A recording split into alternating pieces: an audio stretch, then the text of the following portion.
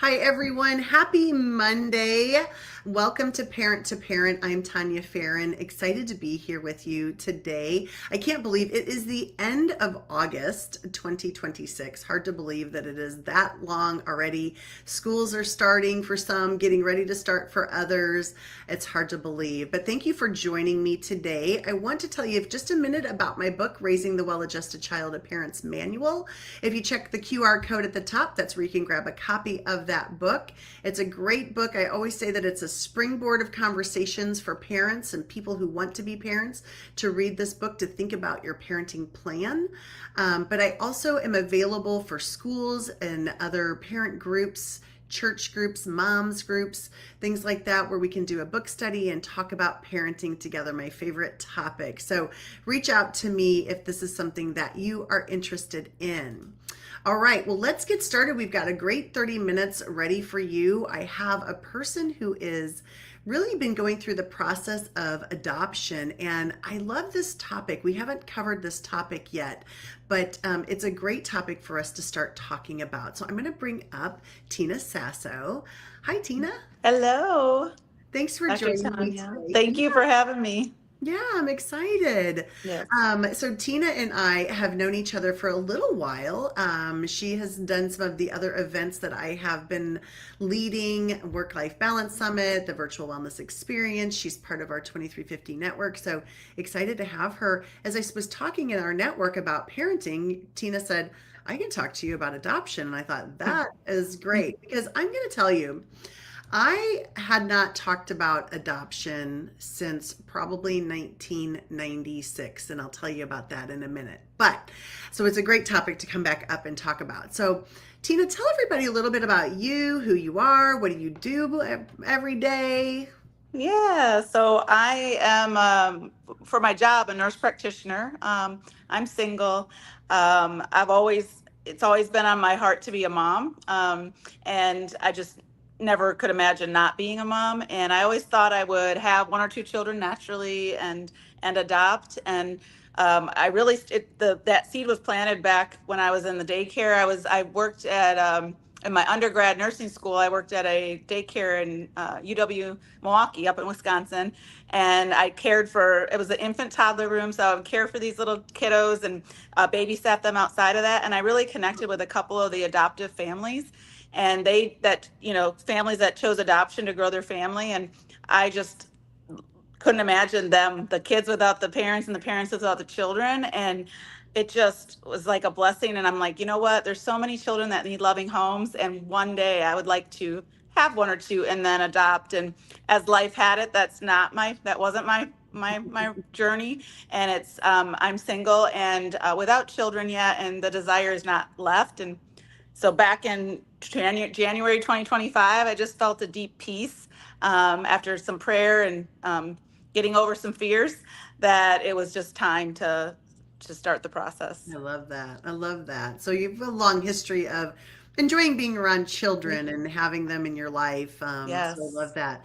Yeah. So gosh, it was probably 1996, and some coworkers of mine were adopting children from their third child was adopted from Russia. I can't think of the first place, but across the country. And it was crazy because they would get these VHS tapes sent to them of children that they Uh-huh. could look at, that they could view, that were in these orphanages. And they ended up adopting three children, but it was a Oh, really interesting process and a yeah. lengthy process and a lot of paperwork. And I know that was a long time ago. I hope the process maybe has changed some in 30 years, maybe not, but Yeah.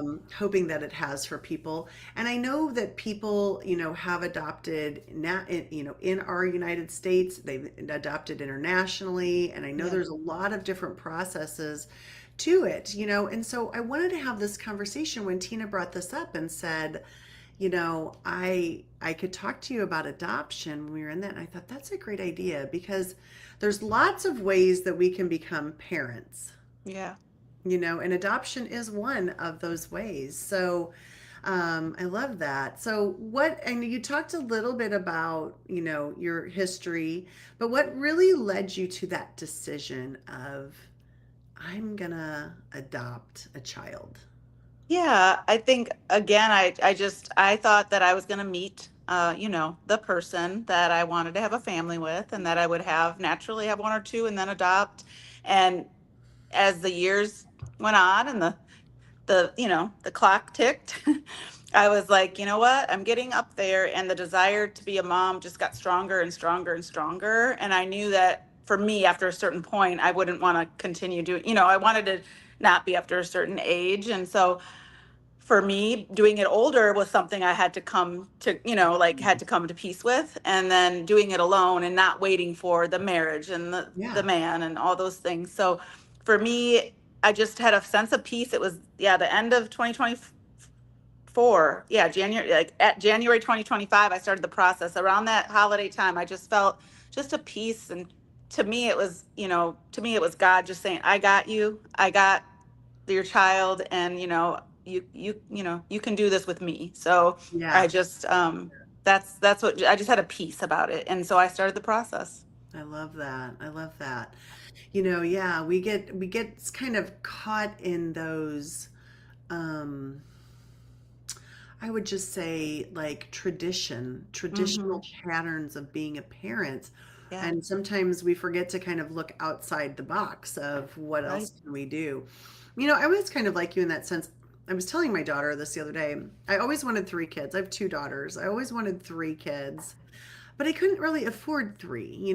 I knew I had to work, and if it was one of those things like if I didn't work, we really wouldn't have any money, but if I did work, I couldn't afford three kids in daycare at the same time and Mm-hmm. all of that. But I always also thought like I would never be against adopting a child. And me being an educator and working in schools, there were lots of kids that I cared for and loved and enjoyed being around that I could, Yeah. say, you never know what will happen one day, right?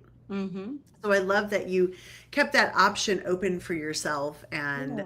have listened to that. So are there a lot of adoption options? Like what, like I was talking to you about my friends adopting out of the Yeah. country, and I know another teacher at the same time adopted from Guatemala. So Yeah. what are the adoption options that you learned about? Yeah, so there's a few different paths you could go when you're choosing adoption. So you mentioned a couple of them, but domestic infant adoption is what I'm choosing. Then Mm, there's international adoption, which does take longer, and usually you match with a child that's a little bit older, where I am choosing to say 0 to 3 months, birth to 3 months. But when you do the international, usually they're toddler or older, age, because mhm. it's a longer process. And then the foster care with the possibility of adoption. For me, I spent a lot of time talking to some foster. We have a big ministry at my church that supports adoptive and foster families, and Mhm. so I was able to talk to my pastor, and then connect with some adoptive and some fostering parents. And so I talked to foster and adoptive moms both to get to hear their journey and hear their perspective, and just kind of get the good, the bad, the ugly, just kind of what are the pros and cons from their Yeah, experience. And then after I got that information, I really decided that for me, domestic infant adoption was best. Um, because with fostering, with the possibility of adoption, the number one goal is reunification.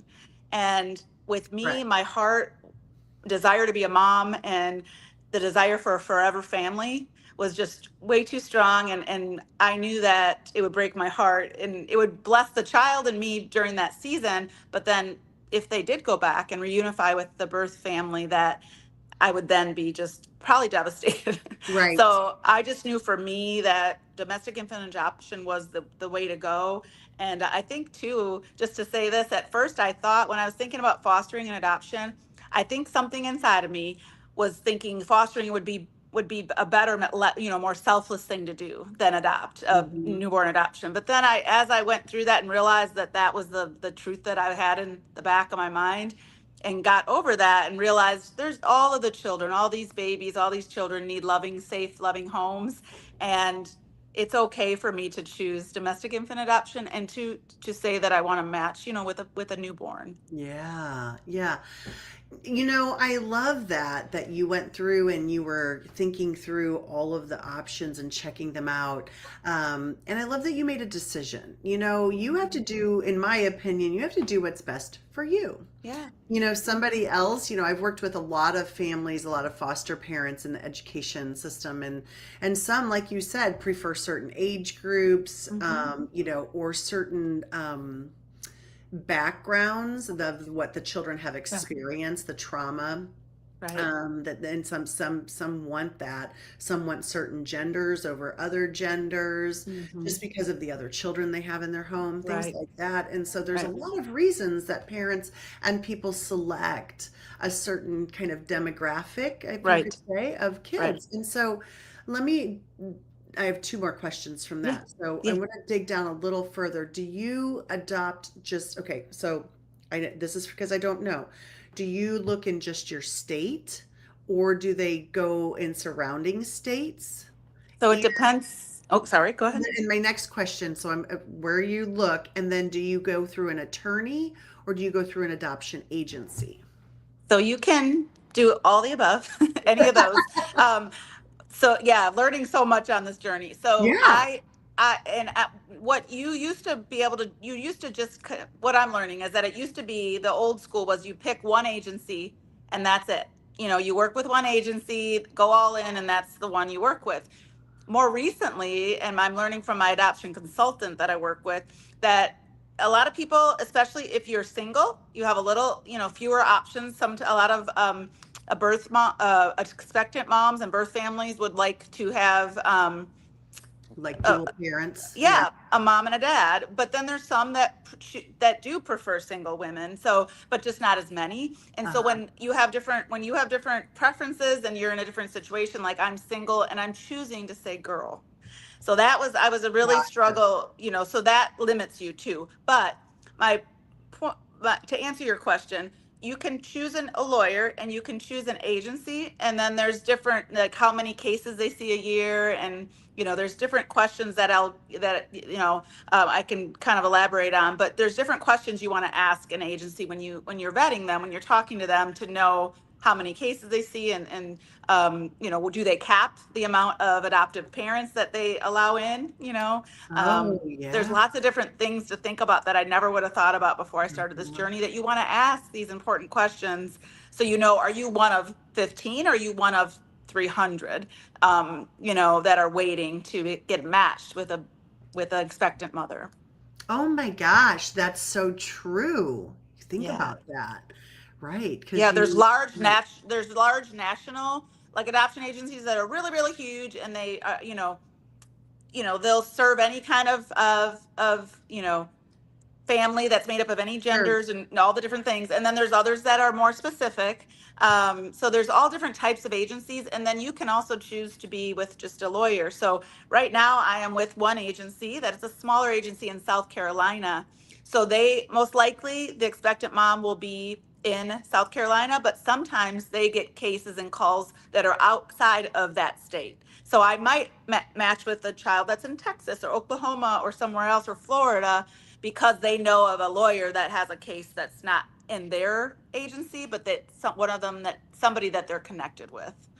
Oh my gosh, so much to learn. That's Yeah. amazing. And then I want to go back to your church Yeah. having a ministry for foster parents, and you being able to, or foster and adoptive parents, and you being able to learn from them. What were some of the things that you guys talked about or that you learned from So, them? so yeah, I learned, sitting down with some of the foster moms, that it's very challenging. That if you have a full time job and you're single, it's almost impossible, because there's a lot of court appearances. You meet with the birth, or the birth family, because at that point it's either a infant or a toddler or child.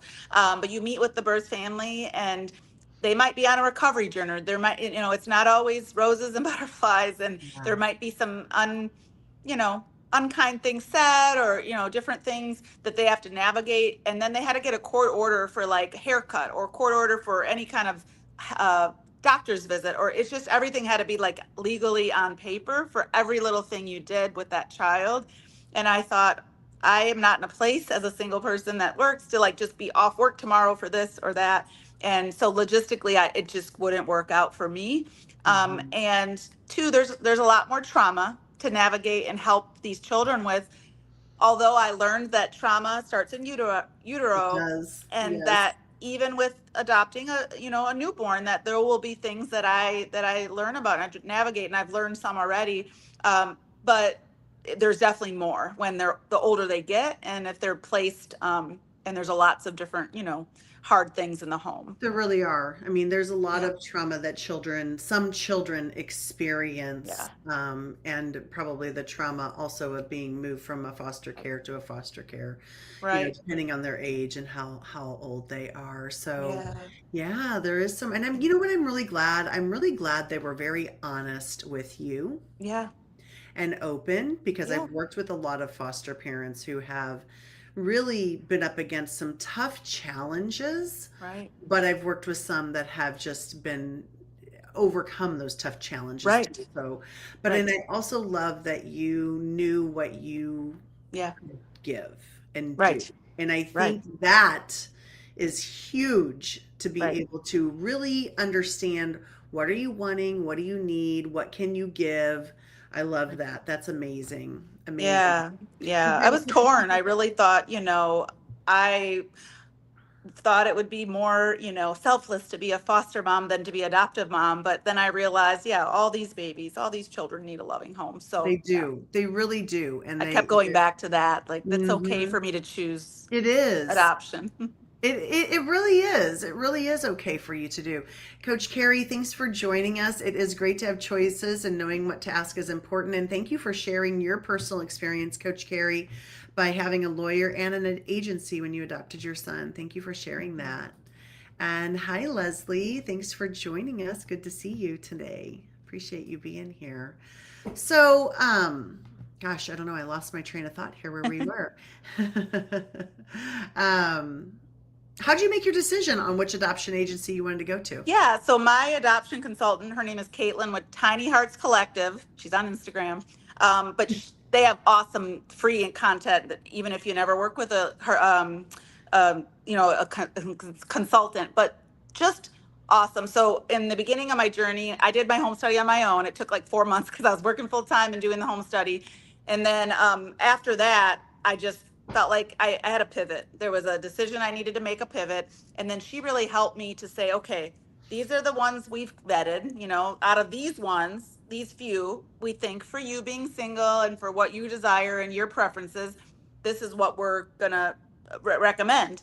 And so then she actually gave me a list of agency questions to then call and talk to and kind of interview these adoption agencies to see some of the things. Number one is ethics. Like, I want to know, is this agency loving on the birth or the expectant moms?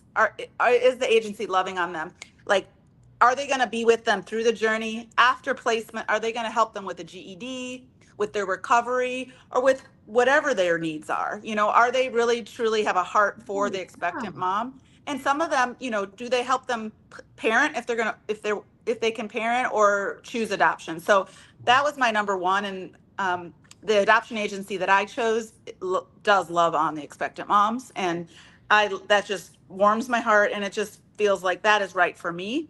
Um, and then also some of the questions that they have me to ask these adoption agencies are, how many placements do you do each year? How many active adoptive families do you take, and do you cap that number? What are your average wait time, and what do the fees look like for adoption, like, and is finalization in that total? And then what happens, this is a huge one. What happens financially if a disruption happens? And disruption, I've learned, means that at any point in the journey, if that expectant mother changes her mind. So if Mm, she changes her mind and chooses to parent, am I out 10, 20, 30, 40, 50, 60? How much am I out? And some of the adoption agencies will say that it's this much, for example, 50,000. And if there's a disruption, you just pay five more to then go, to pivot. Others, and several, when you just work with a lawyer on their own, or some of the other agencies, you lose any fees to that point. So it could be 40, wow. 50, 60,000, and then you have to start over again. So Wow. that is a huge question to ask, and very important. But again, more than anything, it's the ethics. It's like, is this agency, is this lawyer, are they ethical? Oh, And yeah. what's the primary concern here, and Kind of focus and making me think everything. like, are we just being a baby factory, or do we Exactly. really care about the Yes. children, the parents, the adoptive parents, the birth Yes. parents? Like, Mm-hmm. yeah, Yeah, that's where my really. pivot came in the beginning. So I decided to pivot away from where I was starting.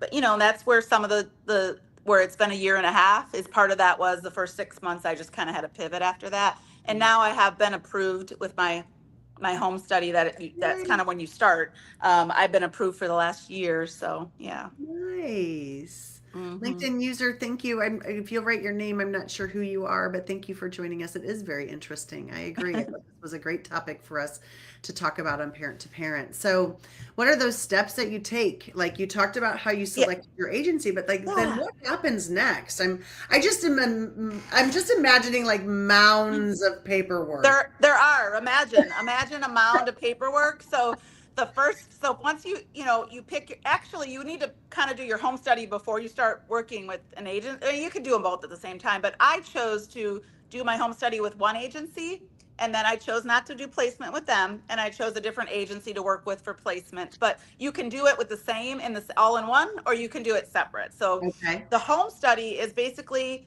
it's 40 some pages. For me, it was 40 some pages of background checks, fingerprinting, physical exam, paperwork, lots of paperwork, interviews.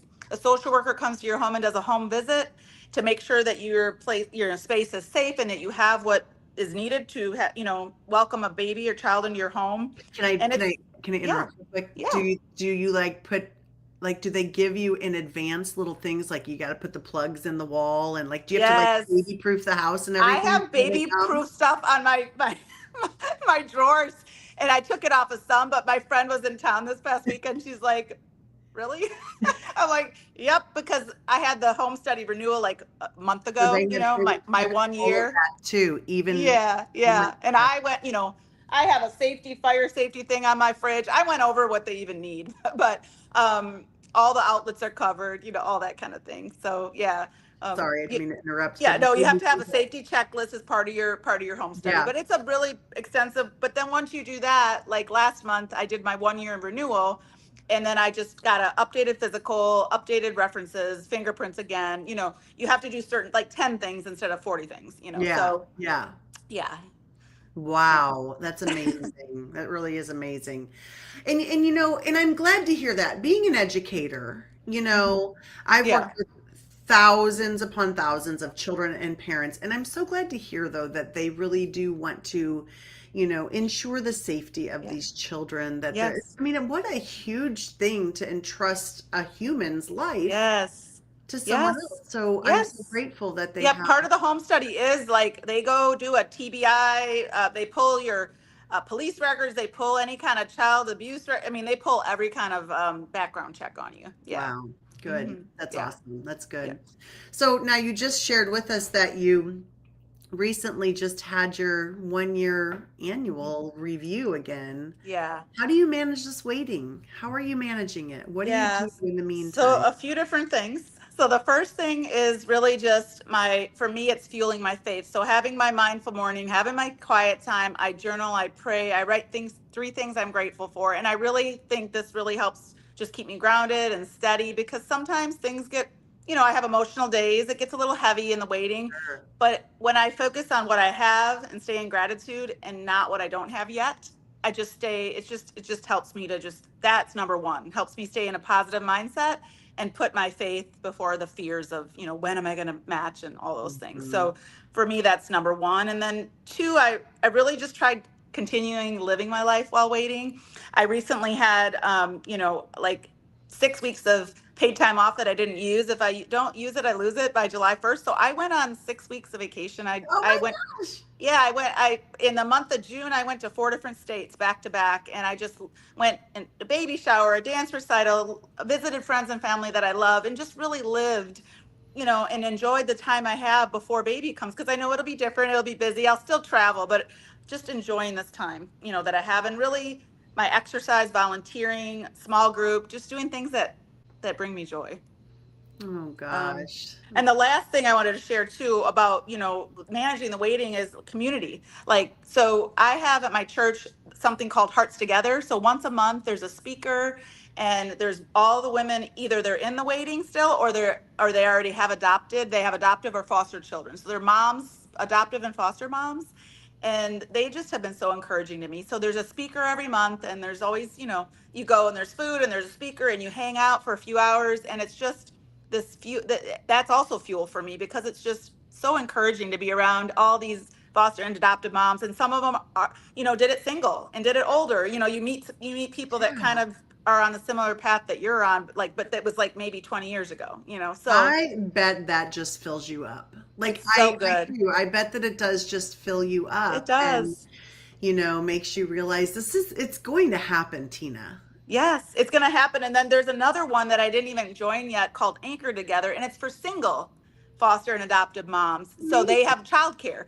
And so I love the Hearts Together, but and it's once a month, but I'm going to go to Anchor Together soon too to check it out, because I want to connect with the single moms, because there could be play dates and different things that come up in the Yes. future. And then the last thing is my church has a wraparound team, a wraparound ministry, and that means when you get the call, baby comes home for as long as you need it, for however many years, that you get meals brought to your home to help every week. They will do the laundry, baby's laundry, and then also have sets of two come and do childcare. Maybe a couple times a month when you need to do errands, or just get out for a little couple hours. They'll come in sets of two, and it's a ministry. But my small group that I've been in, my church small group, they told me a few months ago they're going to be my wraparound team when I get the call. So I know That's these people for like the year now, getting to know them, and just love them, and they're going to be my wraparound team. Oh my gosh, that is so awesome. Like, Yeah. I didn't think about that. And I'm so glad that they built these supports in. First of Mhm. all, 30 years ago, single moms, Right. single dads, two Right. moms, two dads would never have had the opportunity to have a child Mm-mm. by Right. adoptive, Right. right? I'm so glad that that has changed for people who Yeah. are wanting to love on some children who need it so much, Yeah. and to help a mom who is in need and Yeah. not raise their own children. Like, and so grateful to those people who are able to say, because it's got to be hard to make that decision, Yeah. Yes. really, really hard to make that decision. So super grateful for those people who are doing this for adoptive parents. I love that. Like that's Yeah. incredible. I've learned so much. And I love that they've built these services to help Yeah. support Yep. Yes. Such a parents. blessing. Such a Yes, like blessing. that's incredible. Like I love that. This has been so much better than I even anticipated this conversation to be, Tina. You have taught us so much, like Yeah. so much. I love Yes. that. So we have just a minute and a half left. It Okay. always flies I by. know it I did. know. And so one before we do our closing, I can't wait to have you back when you're a mom. I can't wait. I can't wait. I I mean, thought about I would that be on like, my before I joined. I'm like, I'll be back with my little yeah, little you'd be one. Yes. talking to us about whatever. I don't Yes. know, whatever we want to talk about, which is so fun. Like I love having moms on here, and this has been great having you as a almost mom, Yes. Yes. an adoptive mom. So, Yes. what Hopeful. advice? Yeah, what advice do you give a parent who is considering adoption? So I would encourage you to start now. If it's been on your heart and mind, just start now.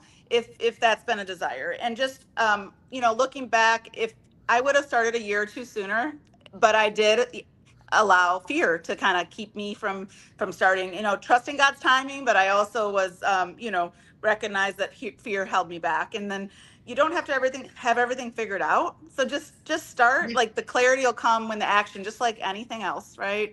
yeah, And also just the beginning, just starting the home study for me brought a lot of clarity. So once I started doing the home study, talking to the foster moms, talking to the adoptive moms, it got more clear to me what I needed to do. And like I was like, oh yeah, yeah, I'm ready. I've been ready. This is it. And I was so excited. And then you could find that you're not so excited, and that's okay too. But if you start the home study, start doing that even before you match with whatever agency, you can start the home study, and then that will bring clarity, and then also kind of confirm if it's time for you or if it's maybe not time yeah. yet. But yeah, asking questions, and that just made it more clear and got me moving forward.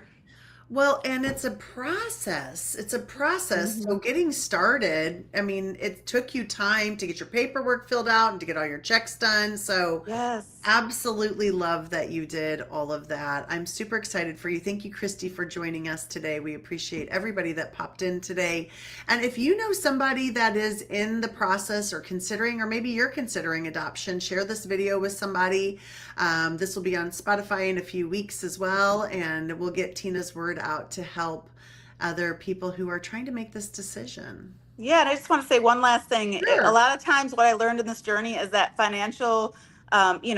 of the finances, it kind of keeps people from stepping forward Sure. and doing this journey. So just know that there's lots of grants and fundraising opportunities and 0% interest adoption loans out there. There's so many financial things, and if anybody has any questions on things that I've learned, I'd be happy to share. So on LinkedIn, Facebook, you can find me, just Tina Sasso.